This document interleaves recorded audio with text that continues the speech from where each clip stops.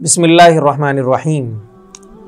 अज़ीज़ नाज़रीन, मार्केट में मुख्तलिफ़ किस्म के ड्रॉप्स मैसर होते हैं, हमें मिलते हैं मेडिकल शॉप्स पर, या फिर डॉक्टर हमें लिख कर देते हैं तो हमें उनका इस्तेमाल करना होता है। इसी तरह कान, आँख और नाक के लिए भी कई ड्रॉप्स इस्तेमाल किए जाते हैं, मुख्तलिफ़ बीमारियों के लिए, मुख्तलिफ़ अमराज़ के लिए। इसी तरह हम इस वीडियो में जानेंगे कि क्या रोज़े की हालत में आँख, कान और नाक में ड्रॉप्स का इस्तेमाल करना, दवाई के ड्रॉप्स हों या फिर किसी और चीज़ के ड्रॉप्स हों, उनका इस्तेमाल करना जायज़ है या नहीं है, इस वीडियो में हम जानेंगे। इनके इस्तेमाल से रोज़ा रहता है या फासिद हो जाता है, टूट जाता है, क्या है इस मामले में तहक़ीक़ क्या है फ़ुक़हा कराम की, इस बारे में हम जानेंगे। पहला है आँख में ड्रॉप्स का इस्तेमाल। आँख में कोई भी चीज़ का डालना, दवाई का इस्तेमाल करना या ड्रॉप्स का डालना, यह जायज़ है। इससे रोज़ा नहीं टूटता, फासिद नहीं होता। फ़ुक़हा कराम ने यह बात कही है क्योंकि आप अलैहिस्सलातु वस्सलाम से सुरमा लगाना साबित है और आप अलैहिस्सलातु वस्सलाम से रोज़े की हालत में सुरमे की इजाज़त देना भी साबित है रोज़े में। तो इसी वजह से फ़ुक़हा कराम ने कहा था कि ये रोज़े की हालत में आँख में दवाई को डाल सकते हैं, क्योंकि सुरमा भी रोज़े की हालत में लगाना हदीस से साबित है।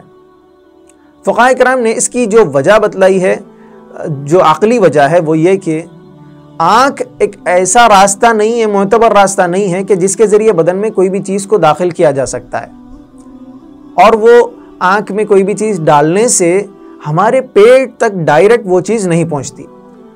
फ़ुक़हा कराम ने कहा था कि अगर ये दवाई का जो मज़ा है, आँख में दवाई डालने से जो मज़ा हमारे हलक़ में महसूस होता है, वो अगर हमारे पेट तक जा भी रहा है तो फिर वो डायरेक्ट नहीं जाता, बल्कि रगों के ज़रिए होते हुए वो हमारे पेट तक दाखिल होता है, जिसकी वजह से फ़ुक़हा कराम ने कहा था कि इससे रोज़ा नहीं टूटता, फासिद नहीं होता। लेकिन जदीद तहक़ीक़ के मुताबिक साइंसदान ने ये बात साबित की है। उन्होंने कहा है कि आँख में जो भी चीज़ डाली जाए वो डायरेक्ट पेट तक पहुँच जाती है। तो अगर उनकी बात को देखा जाए तो फिर रोज़ा फासिद हो जाएगा, लेकिन हमें उनकी तहक़ीक़ को देखना नहीं है, हमें अमल करना है आप अलैहिस्सलातु वस्सलाम की हदीस पर, और फ़ुक़हा कराम ने जो बात हमें बतलाई है हमें उस पर अमल करना है। तो उसका ख़ुलासा ये है कि आँख में कोई भी चीज़ के डालने से रोज़ा फासिद नहीं होता। दूसरा है कान में ड्रॉप्स का इस्तेमाल। कान में कोई भी दवा डालना या फिर ड्रॉप्स का इस्तेमाल करना, किसी भी तरह के ड्रॉप्स को डालना, दवा का डालना, ये जायज़ नहीं है, इससे रोज़ा फासिद हो जाता है।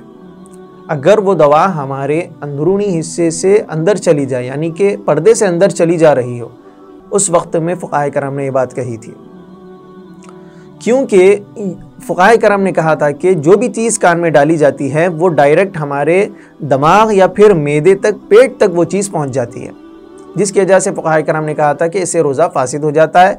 रोज़े की क़ज़ा लाजिम होगी, कफ़ारा लाजिम नहीं होगा। तीसरी चीज़ है नाक में दवा का, ड्रॉप्स का इस्तेमाल। ये कैसा है? नाक में दवा का डालना या फिर ड्रॉप्स का इस्तेमाल करना या स्प्रे का इस्तेमाल करना, ये सब जायज़ नहीं है। और ऐसी दवा का इस्तेमाल ख़ुसूसन जो तर हो, भीगी हुई, यानी कि लिक्विड हो, और वो जो लिक्विड दवा है वो हमारी नर्म हड्डी से ऊपर चली जा रही हो, तो फिर तब तो रोज़ा बिल्कुल फासिद हो जाएगा, टूट जाएगा। रोज़े की क़ज़ा लाजिम होगी, इस सूरत में भी कफ़ारा लाजिम नहीं होगा। फ़ुक़हा कराम ने ये बात कही थी कि क्योंकि इसकी वजह बतलाई है कि नाक में जो भी दवा डाली जाती है, जो भी चीज़ डाली जाती है, वो डायरेक्ट हलक़ से होते हुए हमारे पेट तक पहुँच जाती है, जिसकी वजह से उन्होंने रोज़े को फासिद करार दिया था, और ये बात बिल्कुल दुरुस्त भी है। लेकिन अब आजकल मार्केट में ऐसी दवा भी हमें मिलती है जो अंदरूनी हिस्से में तो नहीं जाती नाक की, यानी कि नर्म हड्डी से ऊपर नहीं जा सकती, बल्कि खुश्क दवा है, बहुत ज़्यादा सूखी दवा है, तो फिर उसको ऊपरी हिस्से में ही रखा जा सकता है, यानी कि सामने वाले हिस्से में ही नाक के रख सकते हैं। तो फिर ऐसी दवा को इस्तेमाल कर सकते हैं रोज़े की हालत में, इससे रोज़ा फासिद नहीं होता है। तो अज़ीज़ नाज़रीन, ये जो तफ़सीलात हैं, ये जो तहक़ीक़ है, इससे आपको इंशाअल्लाह अज़ीज़ फ़ायदा हुआ होगा। तो आपको अगर ये वीडियो अच्छी लगी है तो इसको लाइक कीजिए, शेयर कीजिए, हमारे चैनल ज़ाद मुस्लिम को सब्सक्राइब कीजिए। जज़ाकुमुल्लाहु खैरन व अहसनल जज़ा। अल्लाह रब्बुल इज़्ज़त से दुआ है कि अल्लाह ताला हम तमाम को रमज़ानुल मुबारक की बरकतें, सआदतें और रहमतें अता फ़रमाए। आमीन या रब्बल आलमीन।